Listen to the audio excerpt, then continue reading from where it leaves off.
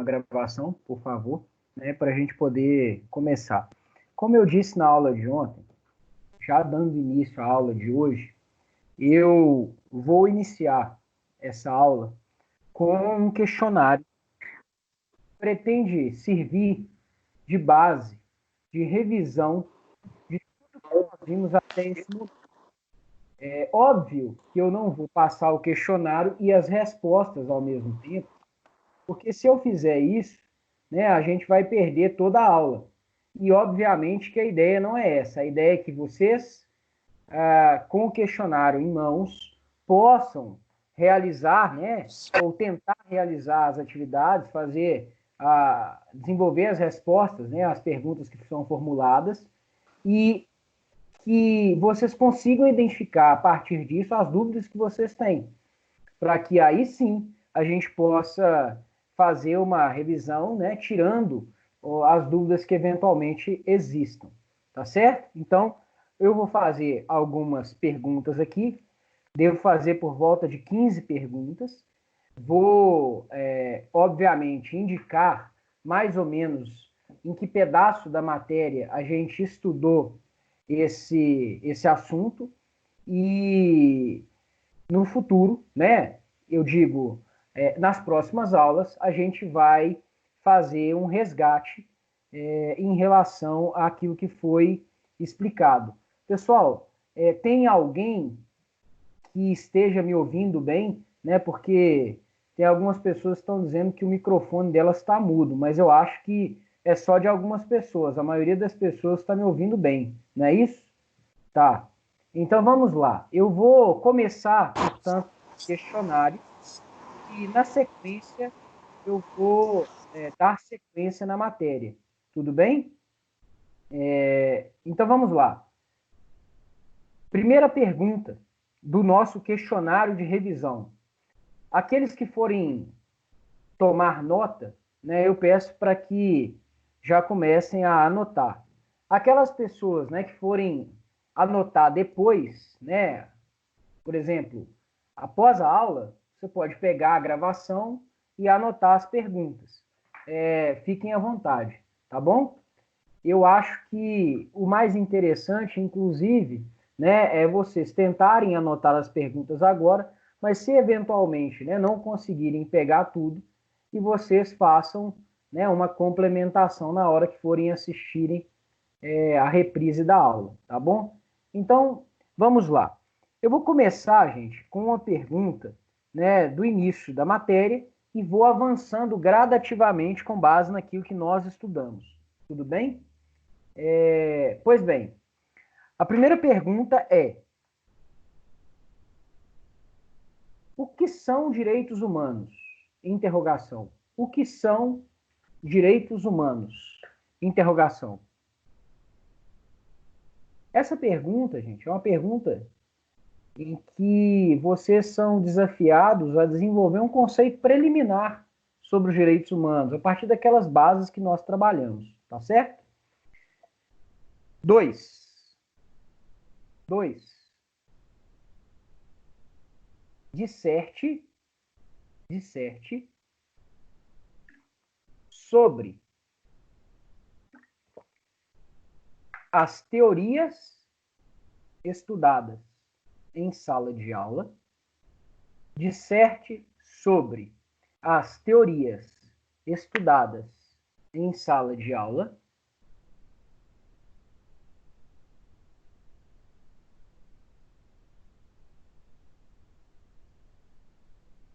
Atinentes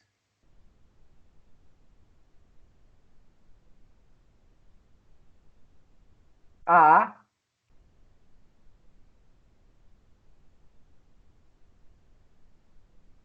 fundamentação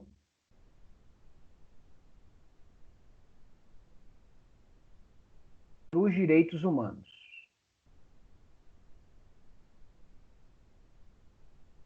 Vou repetir. Disserte sobre as teorias estudadas em sala de aula, atinentes à justificação ou fundamentação dos direitos humanos. Aqui eu quero que vocês tratem, né, en passant, de cada uma daquelas 4 teorias que nós vimos. A teoria justnaturalista, a teoria positivista, a teoria justmoralista, né, ou moralista, e a teoria pautada na dignidade da pessoa humana. Beleza? Terceira pergunta. Essa aqui, na verdade, não é uma pergunta, é mais uma dissertação também, tá? Disserte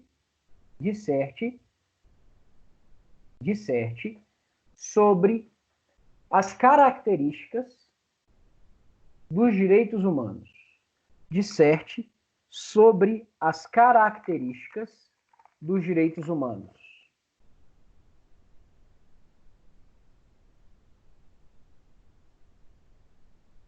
Aí alguém vai me dizer assim, não, professor, mas são muitas.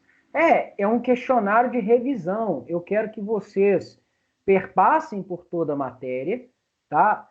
Identificando os pontos que foram estudados, porque eles é que vão ser cobrados em prova, tá bom? É muito grande mesmo essa resposta.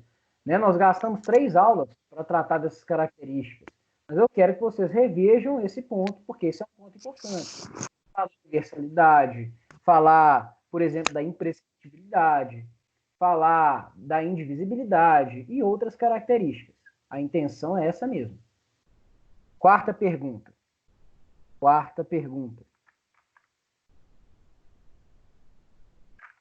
O que diz o princípio, o princípio da proibição do retrocesso social? O que diz o princípio da proibição do retrocesso social? Interrogação. Na mesma pergunta, vocês vão colocar assim.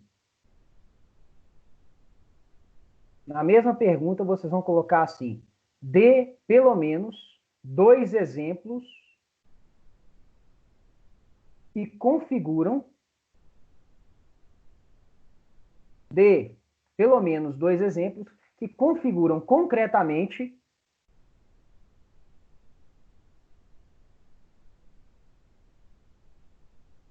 uma situação de retrocesso social. Dê 2 exemplos que configurem concretamente situações de retrocesso social. Para a pessoa que perguntou, o que diz o princípio do retrocesso, dê pelo menos 2 exemplos, né, que configuram concretamente situações de retrocesso social.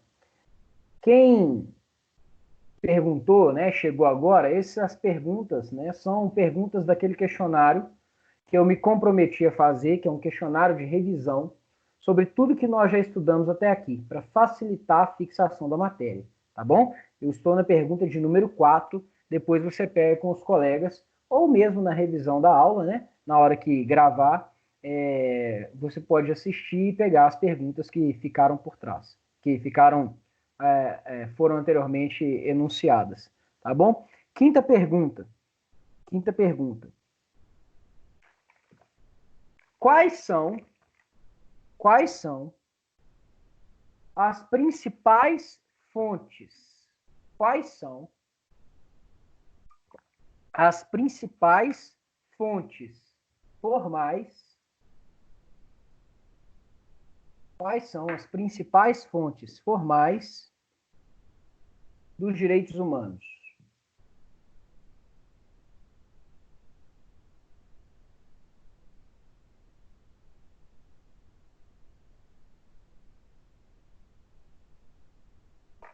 Seis. Pergunta número 6.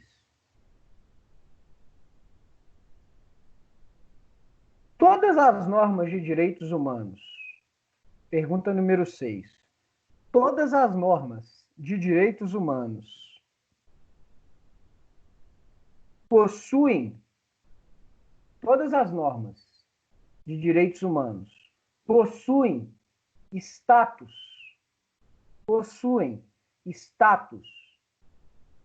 de jus cogens. Todas as normas de direitos humanos possuem status de jus cogens? Interrogação. Justifique.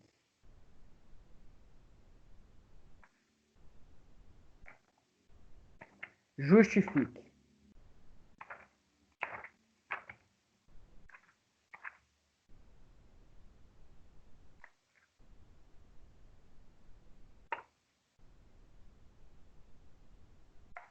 Próxima. 7. Sobre a evolução histórica dos direitos humanos. Sobre a evolução histórica dos direitos humanos. Explique. 2 pontos. Explique. 2 pontos. Letra A. Letra A. Quais são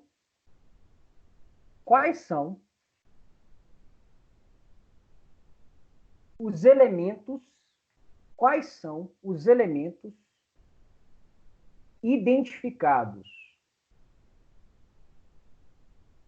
na antiguidade? Quais são os elementos identificados na antiguidade como raízes dos direitos humanos? Letra A. Quais são os elementos identificados na antiguidade como raízes dos direitos humanos?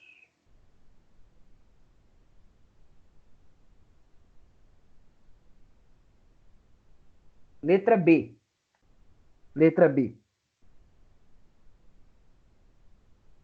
Cite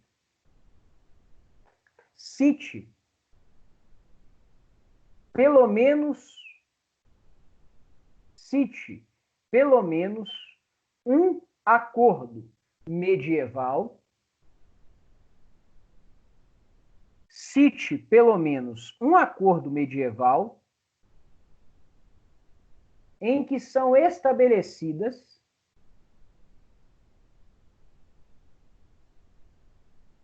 prerrogativas. Cite pelo menos um acordo medieval em que são estabelecidas prerrogativas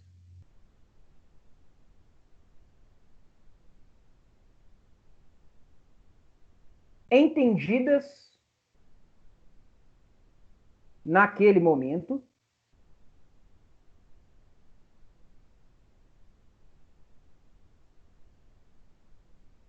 como germes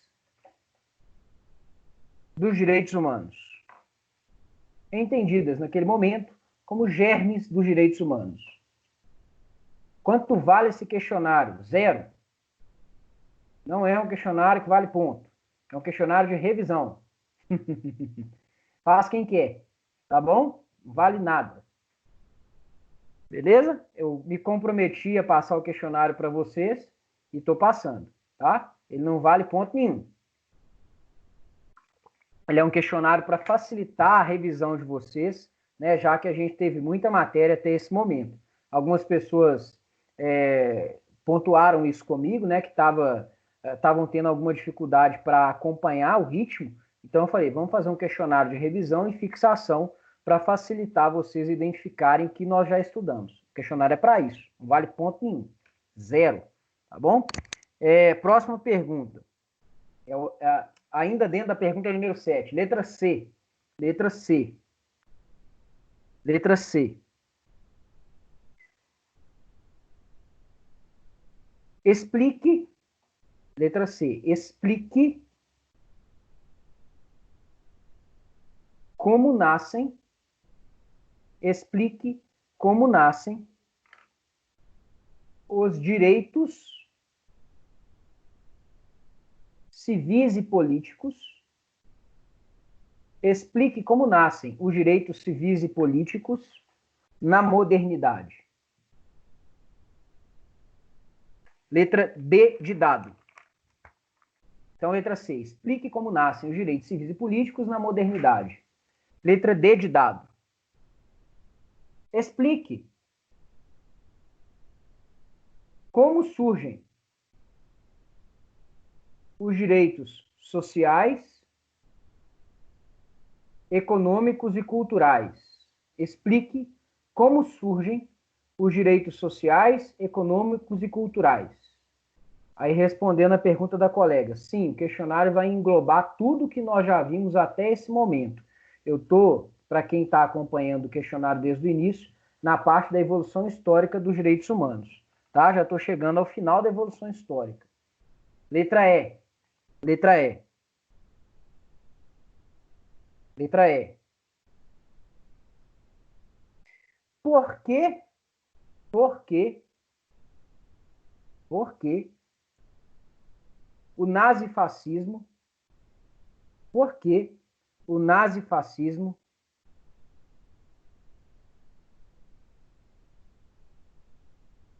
representa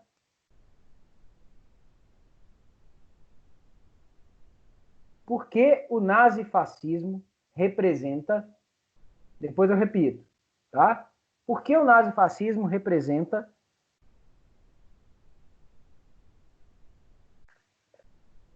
um período de crise dos direitos humanos? Por que o nazifascismo representa um período de crise dos direitos humanos? Essa é a letra E. A letra D, que o colega pediu para eu repetir, é aquela que fala assim: explique o surgimento dos direitos sociais, como se deu o surgimento dos direitos sociais, econômicos e culturais. Tá? Letra F, agora fechando, né, a evolução histórica dos direitos humanos. Letra F. Como se dá o processo, como se dá o processo de internacionalização dos direitos humanos? Como se dá o processo de internacionalização dos direitos humanos e o surgimento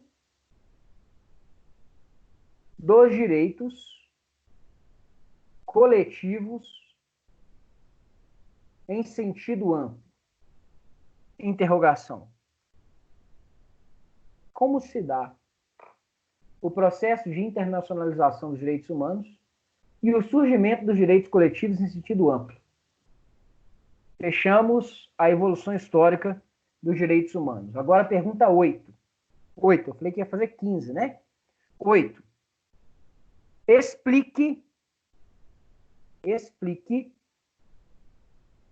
Explique a classificação, explique a classificação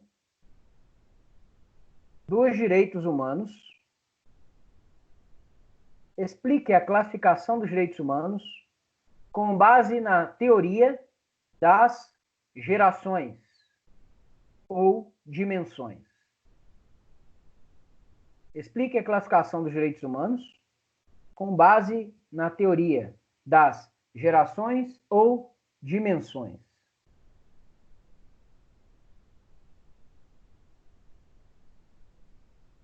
Próxima pergunta. Próxima pergunta. Explique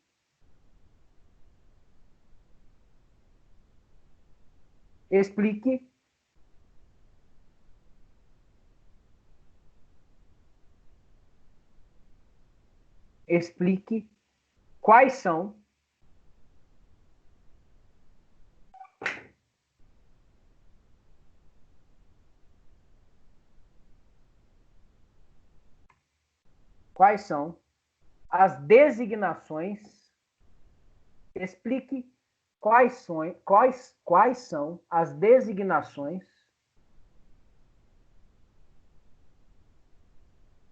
dos direitos humanos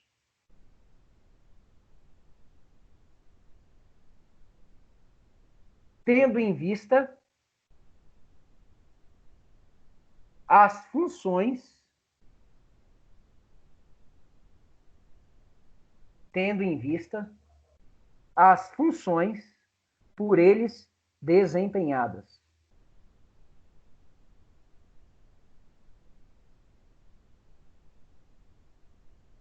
Próxima. Acho que é a 9, não é isso? 10. 10. 10.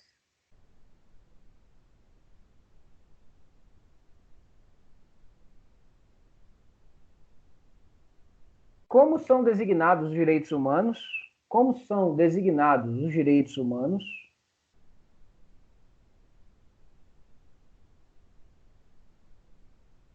De acordo com o critério da finalidade. Como são designados os direitos humanos de acordo com o critério da finalidade? 11.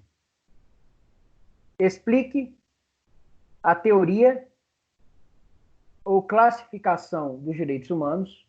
Explique a teoria ou classificação dos direitos humanos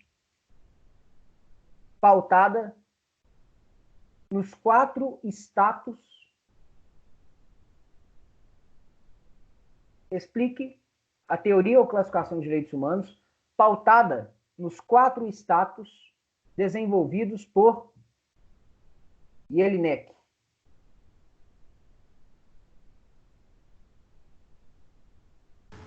Desenvolvidos por quem?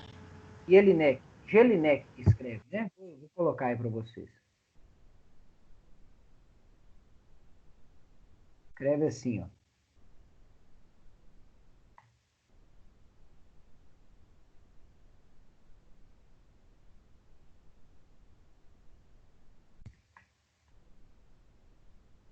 Tá bom? Pegaram aí?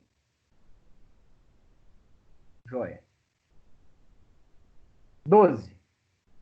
Agora, vocês devem ter percebido, a gente acabou aquela parte da classificação dos direitos humanos. 12. Pergunta de número 12.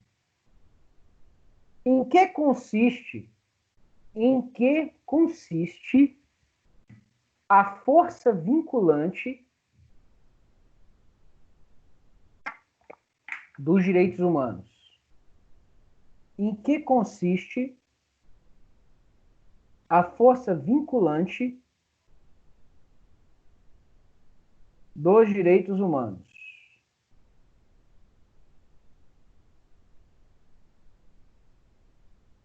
Em que consiste a força vinculante dos direitos humanos? Nós estamos na 13 ou na 14? 13? Joia. Então, pergunta de número 13. Agora já uma pergunta que diz respeito à nossa disciplina, né? Vou fazer mais de 15.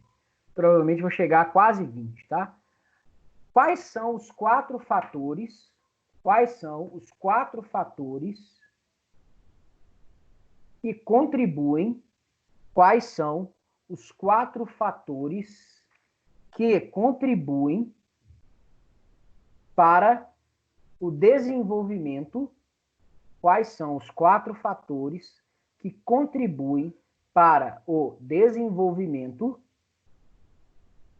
do direito internacional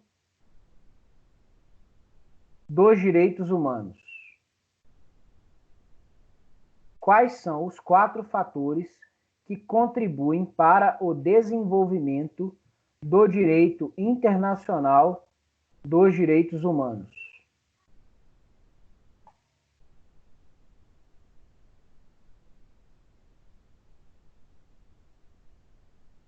Próximo. Próximo.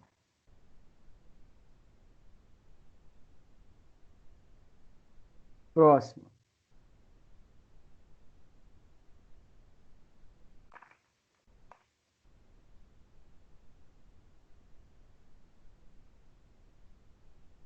Em que consiste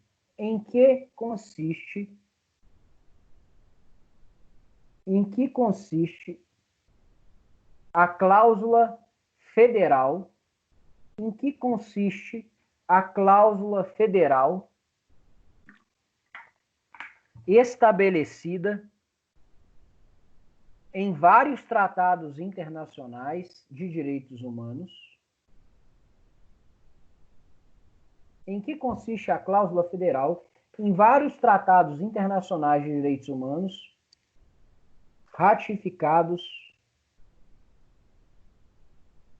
pelo Brasil.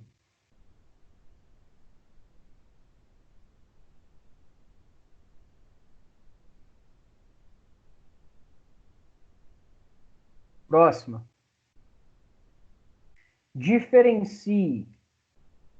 Diferencie. Diferencie. Universalismo.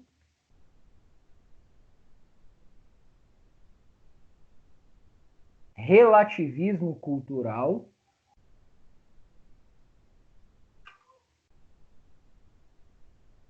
E universalismo de confluência. Diferencie universalismo, relativismo cultural e universalismo de confluência.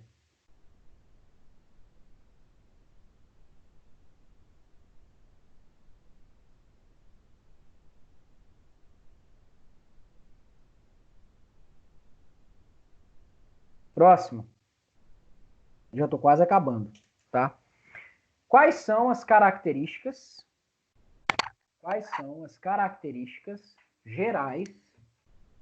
Quais são as características gerais do sistema global de proteção dos direitos humanos? Quais são as características gerais do sistema global de proteção dos direitos humanos?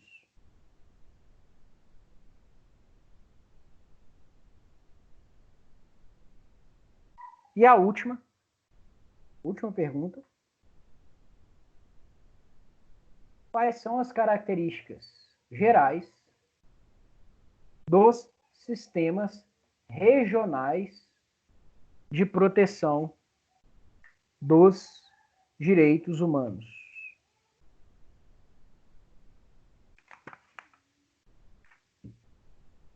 Pronto. São quantas aí? Quantas deram? 20? 17. Ótimo. Vocês têm 17 perguntas nesse questionário que perpassam por toda a matéria quais são as principais características dos sistemas regionais de proteção dos direitos humanos. É a última pergunta. Tá? Vocês têm aí, então, 17 perguntas que perpassam por todo o conteúdo da matéria que foi explicado até esse momento. Se vocês se derem ao trabalho de responder esse questionário na hora que vocês estiverem estudando, vocês vão perceber que ele permite que vocês possam revisar toda a matéria. Então, eu aconselho que vocês façam isso. Ele não vale ponto.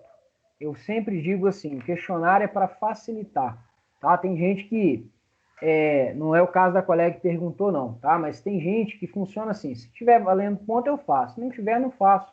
E aí às vezes até por conta dos pontos, a pessoa copia o questionário, a ideia não é essa. A ideia é você realmente utilizar o questionário como forma de revisar a matéria. Tudo bem? Dito isso, meus caros, eu vou utilizar o restante. Serve como referência para a prova? Sim, claro que sim.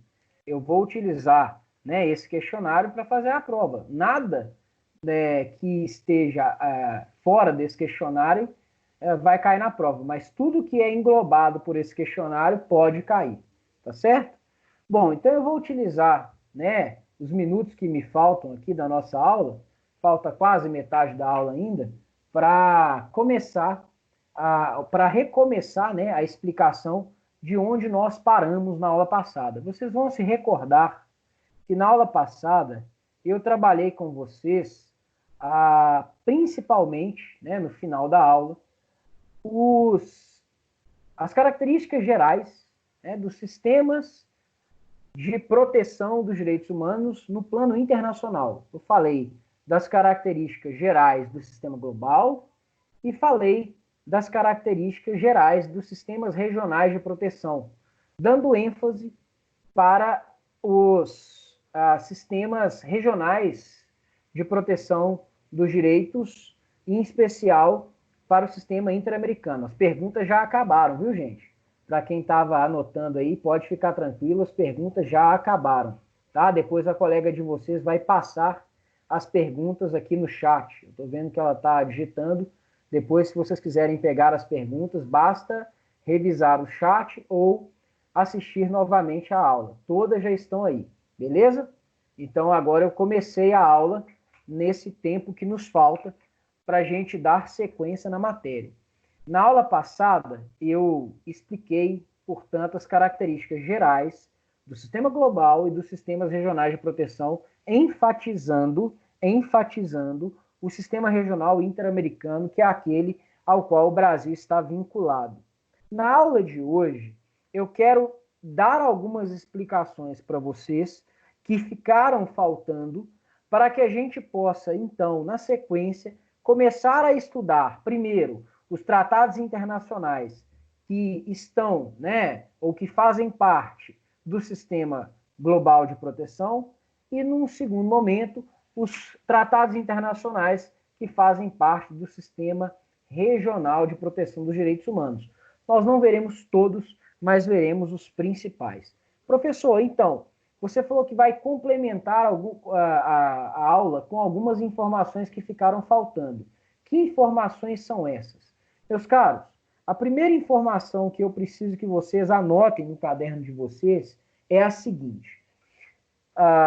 Por que é possível que o Estado se submeta a um processo de monitoramento por sistemas internacionais de proteção dos direitos humanos? Eu vou repetir a pergunta. Por que é possível que o Estado se submeta a um sistema internacional de proteção dos direitos humanos e aos mecanismos de monitoramento que esse sistema estabelece? Bom, existem quatro motivos pelos quais é possível o monitoramento dos direitos humanos ou da situação de proteção dos direitos humanos dentro do Estado por mecanismos internacionais de proteção dos direitos. Existem quatro motivos. Alguns dos quais eu já mencionei quando eu estava me referindo às razões pelas quais a nossa disciplina surge. Bom, o primeiro motivo é que a soberania estatal não é mais absoluta. E é justamente por esse motivo que os estados reconhecem voluntariamente, eles não são forçados a fazer isso, eles o fazem voluntariamente. Aqui nós temos um ato de soberania. Eles reconhecem voluntariamente o quê? A possibilidade de monitoramento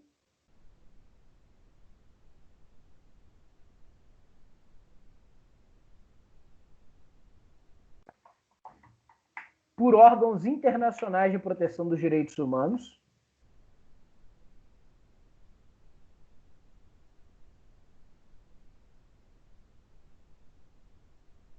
então, vou repetir. Como a soberania dos Estados não é mais absoluta, eles voluntariamente reconhecem a possibilidade de monitoramento por órgãos internacionais de proteção dos direitos humanos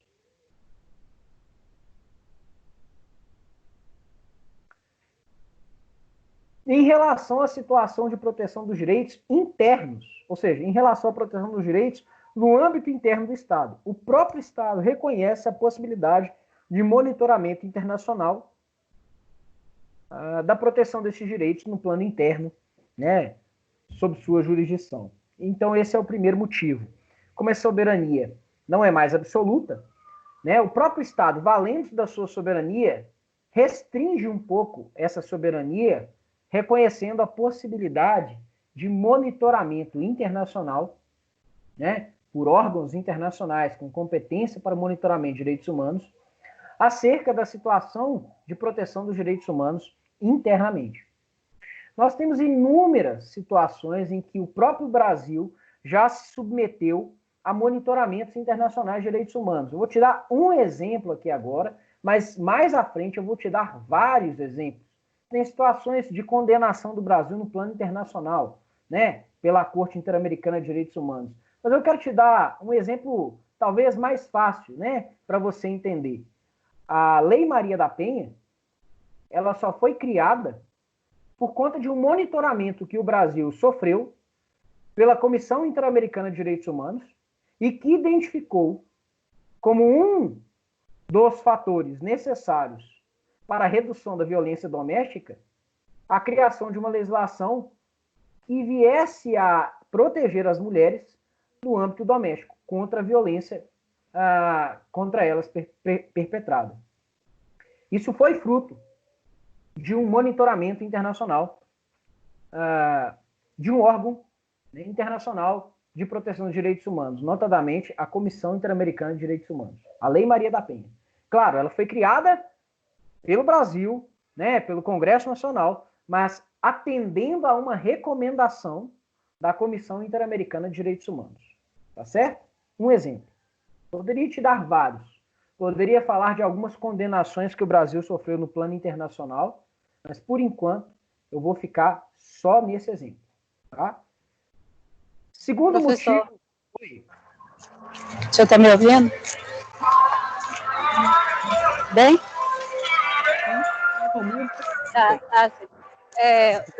O ex-presidente Luiz Inácio, quando ele recorreu, também foi à Corte Interamericana? Você fala em relação ao processo eleitoral? Não, quando ele foi julgado. Então, quando ele foi julgado, quando ele foi preso. Ele então, recorreu também, igual a Maria da Penha. Na verdade, não. Na verdade, é o seguinte. O que aconteceu com o Lula foi que ele apresentou uma petição perante um órgão de proteção, mas que não é a Comissão Interamericana. Ele recorreu ao Sistema Global de Proteção dos Direitos Humanos. Tá bom? A gente vai estudar isso. Aqui, ó, eu tenho até um... Já que a colega perguntou, deixa eu achar aqui um material que eu vou depois disponibilizar para vocês. Tá bom? Onde é que está isso? Tá aqui. Então, não, ele não recorreu à Comissão Interamericana de Direitos Humanos, tá? Salvo o melhor juízo, ele recorreu ao Conselho, eu acho que ele recorreu ao Comitê de Direitos Humanos, mas eu não estou certo disso. Deixa eu conferir aqui. Mas é uma boa pergunta.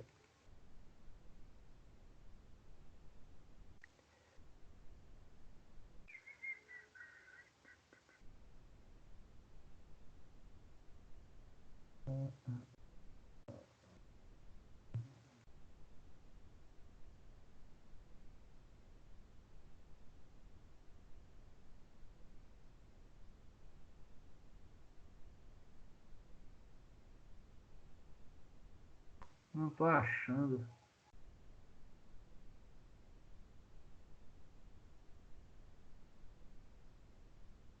Tá aqui, peraí.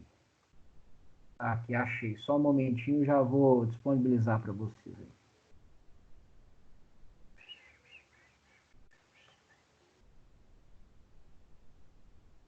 Tá abrindo aqui, viu, gente? Só um momentinho.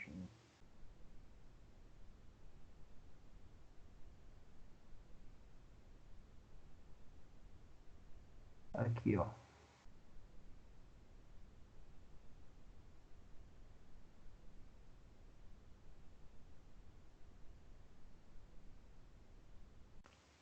Não apareceu ainda não, né? Vocês estão vendo aí o material que eu tô mexendo aqui ou não? Não? Apareceu? Apareceu já. Tá. Deixa eu achar aqui.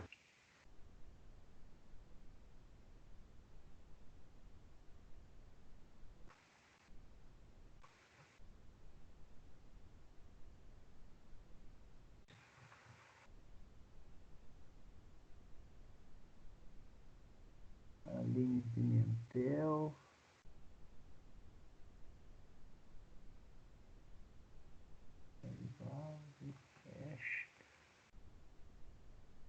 Gente, cadê ele? Tem esse negócio aqui, eu acho. Isso.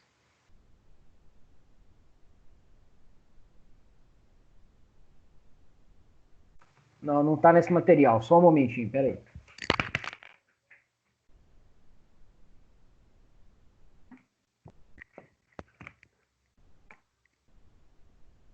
É tanta coisa que às vezes falha a memória. Esse livro aqui, ó, eu acho que eu indiquei ele para vocês, não sei se está dando para ver. Chama Jurisprudência Internacional de Direitos Humanos, do Caio Paiva e do Timothy Aragon. Nesse livro, você tem todos os casos, né, que foram objeto de apreciação no plano internacional e que envolvem o Brasil. Inclusive, o caso Lula. Mas eu não sei se eu vou achar agora de improviso. Deixa eu ver aqui.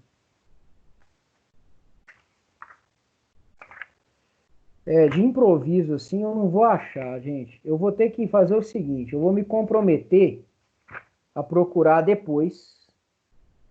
Porque eu tenho isso em algum material. Só não estou achando. E vou disponibilizar para vocês depois. Combinado? Mas eu gostei da pergunta da colega. Eu realmente não estou certo, mas eu posso te garantir com certeza absoluta de que ele não recorreu à Comissão Interamericana de Direitos Humanos, tá? Ele não fez uma petição dirigida à Comissão Interamericana de Direitos Humanos. Foi outro órgão de monitoramento. Duro é achar, né? A gente quer achar, a gente não acha.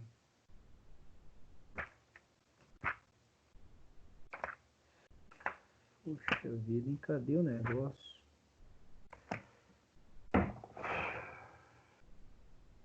Agora eu fiquei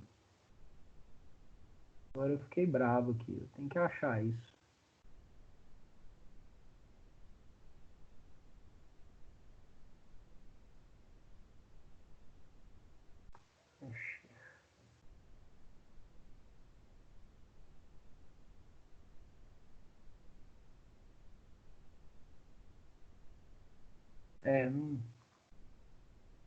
Eu não vou achar aqui, não. Depois eu vou confirmar isso para vocês, tá bom? Deixa eu ver aqui. Vou recorrer ao último recurso aqui para dar a resposta rápida e depois eu vou procurar o material para disponibilizar para vocês. Tá bom? Lula, Conselho de Direitos Humanos. Aí, ó.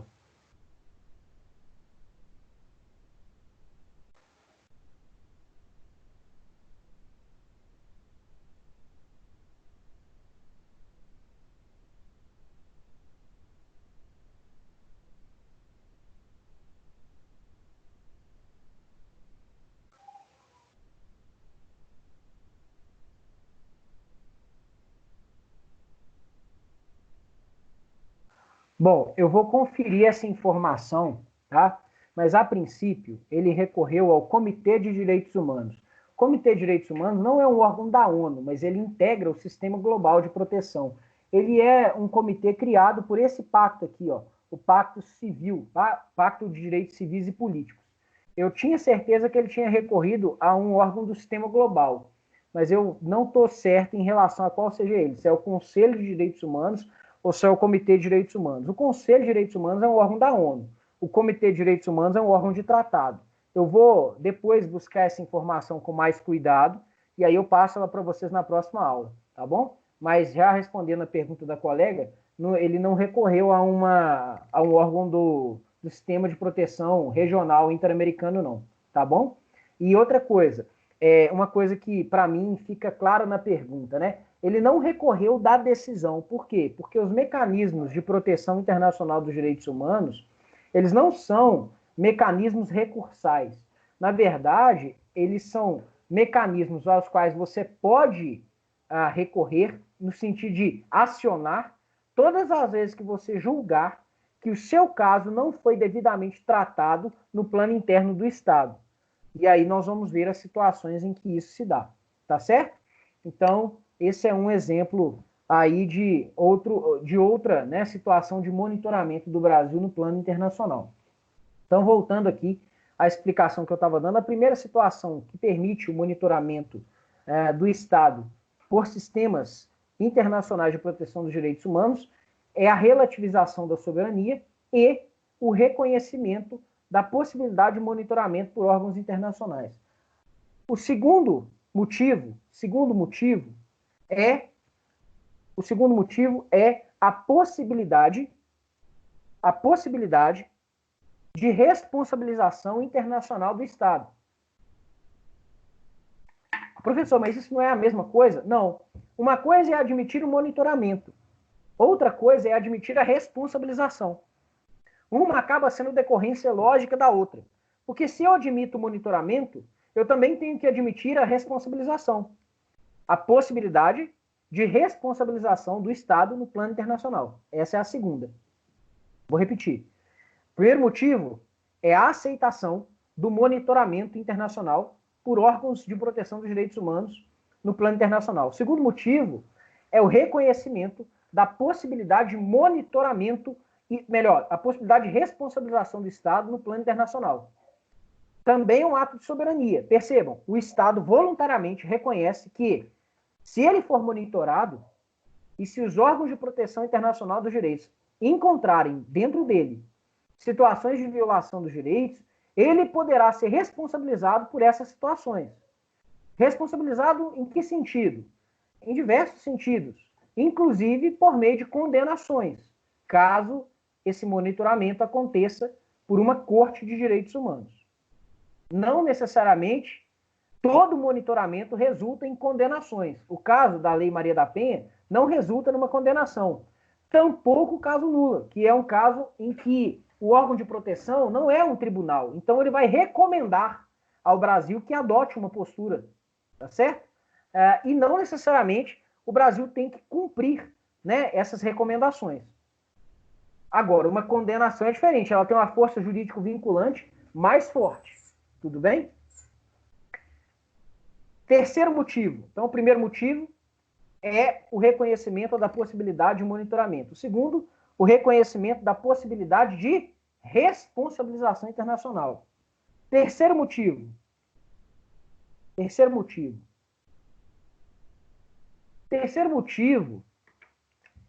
é o fato de que a responsabilização internacional e o monitoramento internacional, ou na ordem, né?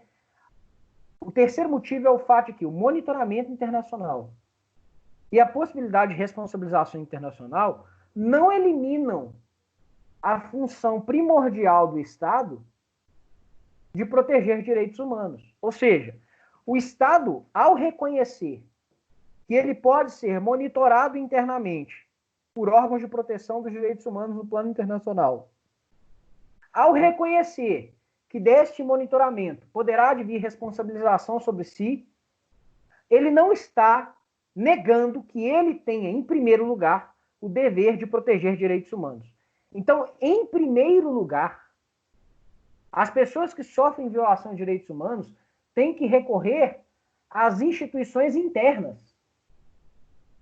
Ou seja, se houve uma situação de violação de direitos humanos, né, a primeira coisa que a pessoa tem que fazer, né, é ir numa delegacia, fazer uma representação e, a partir daí, né, acompanhar o andamento das ações que serão tomadas para apurar a situação.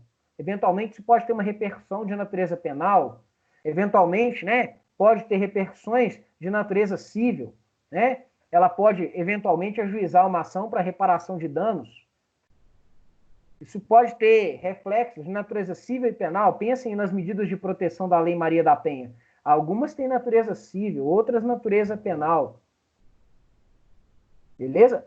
Um exemplo claro aqui de medida de proteção de natureza civil. Dever, né, daquele que, por exemplo, cometeu atos de violência, de pagar pensão alimentícia para os filhos e para a própria esposa, ou para a própria companheira, né, eventualmente vítima de agressão no âmbito doméstico. são medidas de proteção que pode ser estabelecida em favor dela, tá? Então, o Estado tem o dever, primeiro, de zelar pela proteção de direitos humanos. Esse é um motivo que justifica o monitoramento. Veja, com o monitoramento, eu não estou dizendo que o Estado perca a sua função primordial de proteção de direitos humanos. Eu só estou agregando mais um elemento, mais uma instância, mais um mecanismo de proteção de direitos. E a última razão, né, o último fundamento aí, que justifica a possibilidade de monitoramento dos estados. Essa eu já mencionei várias vezes, né? Ela reside no fato de que os direitos humanos são padrões morais universais, ou seja, eles vinculam todo e qualquer estado, de modo que nenhum estado pode se eximir da obrigação de proteger os direitos. E caso ele o faça, ele se submete automaticamente, né? Entre aspas, automaticamente, tá bom? Ele se submete automaticamente, entre aspas, aos mecanismos, né, de proteção dos direitos humanos no plano internacional. Por que eu deixei entre aspas o automaticamente? Porque, na verdade, não é automaticamente, né? O Estado tem que reconhecer a competência dos órgãos de monitoramento. Geralmente ele faz isso ratificando tratados internacionais de proteção dos direitos humanos.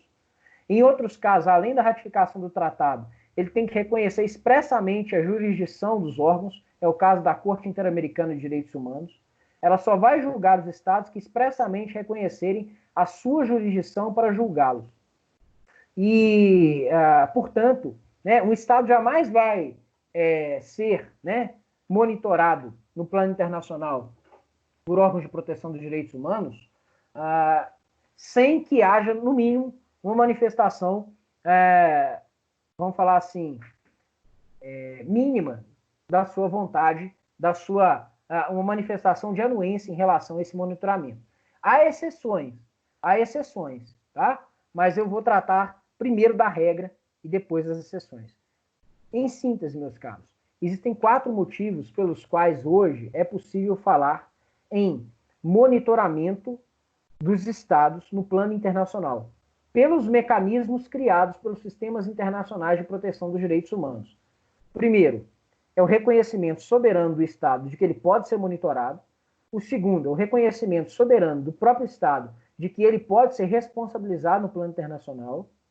O terceiro motivo é de que nenhum desses reconhecimentos elimina o dever primordial do Estado de zelar pela proteção dos direitos humanos. E o quarto motivo é que os direitos humanos são padrões morais universais e, como tal, eles vinculam todo e qualquer Estado, não importa onde esse Estado esteja, não importa de quem, né, os nacionais, ou melhor, de que pessoas nós estejamos a que pessoas nós estejamos a nos referir, né, que são vítimas de violações de direitos humanos. Essas normas protegem nacionais e não nacionais, não importa quem seja a pessoa que foi vítima de violação. Se ela está dentro da jurisdição do Estado, o Estado é responsável pela manutenção, né, e pela proteção dos direitos dessa pessoa. Beleza? Para fechar a aula de hoje, eu vou te dar mais 2 explicações, tá? E essas 2 explicações complementam tudo aquilo que eu já disse e que é imprescindível para a gente começar a trabalhar os tratados internacionais do sistema global e do sistema regional interamericano. A primeira informação que eu vou te dar é a seguinte: um tratado de direitos humanos, né, uma vez ratificado, ele vincula o Estado. A minha pergunta é, ora, quando o Estado ratifica um tratado, ele está manifestando a sua soberania. Será que ele pode estabelecer reservas em relação àquele tratado? O que são reservas? Reservas são exceções. Ele fala assim, olha, eu vou me submeter a esse tratado, mas com essa e essa condições. Será que o Estado pode estabelecer reservas em relação aos tratados de direitos humanos? A resposta é sim, ele pode. Desde que essa reserva não contrarie a sistemática,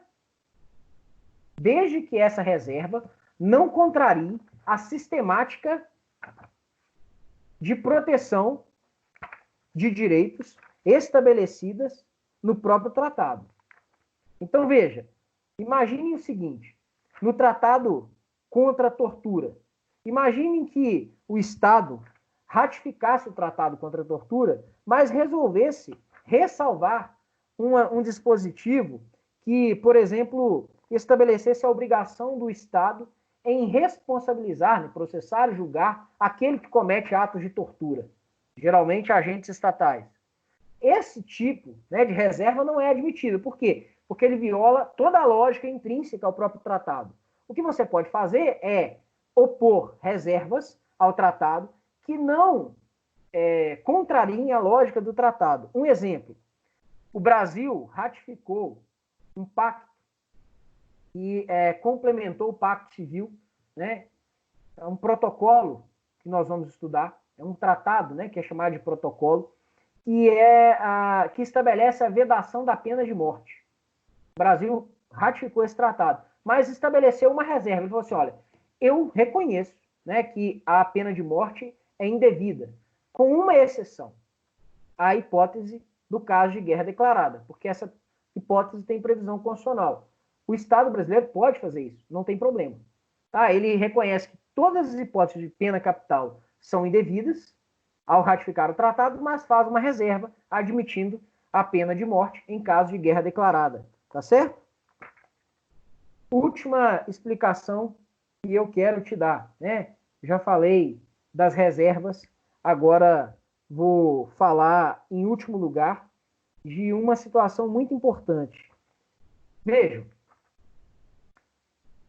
o fato de que nós vamos estudar os principais tratados de proteção dos direitos humanos não significa que nós não tenhamos outros mecanismos de monitoramento dos direitos que não estão necessariamente previstos em tratados. Quando a gente estuda os tratados, a gente está estudando os mecanismos que nós chamamos de convencionais de proteção dos direitos. Convencionais por quê? Porque eles dependem do consentimento do Estado para serem aplicados. Então, nós estudaremos os mecanismos convencionais de proteção dos direitos humanos. Mas existem mecanismos não convencionais, ou seja, que podem ser aplicados independentemente da anuência do Estado? A resposta é: existem. São mecanismos estabelecidos pela ONU em caso de violações sistemáticas de direitos humanos. Então, muita gente fica na dúvida assim, o professor, mas espera aí, e se o Estado, por exemplo, né, um Estado, né, do Oriente Médio, ele não ratifica nenhum desses tratados? Significa que aquele Estado não se submete àquela sistemática de proteção dos direitos. Não tem jeito, ele não ratificou o tratado, aqueles órgãos de tratado não vão poder monitorá-lo e muito menos recomendar a ele a tomada de medidas para fazer cessar as violações de direitos humanos. Ele sequer reconhece os direitos reconhecidos naquele tratado, a não ser que sejam direitos que têm status de jus cogens. Por exemplo, a vedação da tortura tem status de jus cogens, então pouco importa se ela está prevista em algum tratado. Todos os estados têm a obrigação de zelar, né, pela manutenção da integridade física das pessoas contra a prática de tortura. Se isso acontece no mundo fático, isso não significa que deva ser assim. Pois bem, se você tem uma situação de violação sistemática de direitos dentro de um Estado que não ratificou tratado nenhum, a pessoa poderia imaginar, bom, então não vai acontecer nada nesse Estado. Não, nas situações de violação sistemática, há mecanismos não convencionais de proteção que admitem uma intervenção e admitem um monitoramento forçado, portanto, nesses estados. Mas isso é uma exceção, isso não é a regra. E mesmo assim, violação sistemática envolve os direitos civis e políticos, não envolve os direitos sociais, econômicos e culturais, curiosamente. Tá certo? Então essas são as duas informações que eu queria passar para vocês. Combinado?